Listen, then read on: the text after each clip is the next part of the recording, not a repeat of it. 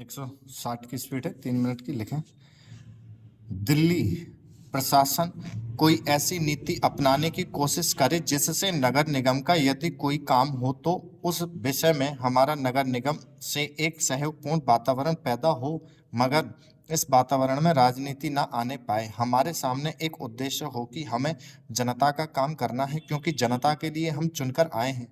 इसमें पार्टी का कोई प्रश्न नहीं है। दूसरी बात मैं यह कहना चाहता हूं कि अनाथ बच्चों के लिए जो इस बजट में प्रावधान किया गया है कि उनके लिए केंद्र बनाए जाएंगे, तो मैं समझती हूं कि इन केंद्रों के साथ साथ बेसहारा महिलाओं के लिए, जो कि समाज से तिरस्कृत हैं, ऐसी महिलाओं के लिए जगह जगह इस प्रकार के केंद्र खुलने चाहिए जहां उन्हें रोजगार सिखाया जाए और साथ ही साथ आर्थिक रूप से स्वतंत्रता बनाने की तरफ भी प्रयत्न किया जाए। इस विषय में मेरा एक सुझाव है कि जो बच्चे अनाथ हैं, जो बेसहारा महिलाएं हैं, उनकी तरफ हमारी पूरी कोशिश होनी चाहिए कि जो अनाथ बच्चे हैं, जो समाज से तिरस्कृत हैं, जिनको अवहेलना की दृष्टि से देखा जाता है, उनके लिए केंद्र बनाए जाएं और उन केंद्रों में वह अधिकारी रखे जाएं जिनके संरक्षण में वह कार्य सीखें, पढ़ें, लिखें। यदि इसमें बाहर के सदस्य हों तो वे ऐसे होने चाहिए जिनका जीवन सरकारी सेवा में ही बीता हो।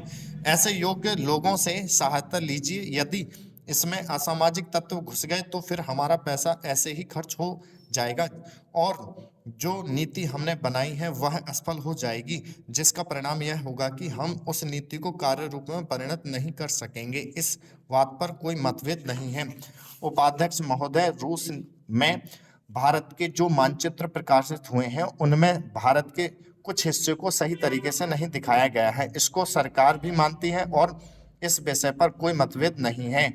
प्रश्न यह है कि अगर किसी देश ने हमारे देश का गलत मानचित्र प्रकाशित किया है तो एक सरकार के रूप में भारत सरकार का जो कर्तव्य है उसने उसको निभाया है या नहीं, और अगर निभाया है तो किस प्रकार से निभाया है। जब भारत सरकार का ध्यान इसमें प्रकाशित उस मानचित्र की ओर दिलाया गया जिसमें हमारे देश के कुछ भाग को गलत ढंग से दिखाया गया था, तो उसने 1956 में ही, जबकि ना तो भारत और चीन की सीमा का प्रश्न पैदा हुआ था, इस बारे में रूस ने विरोध किया।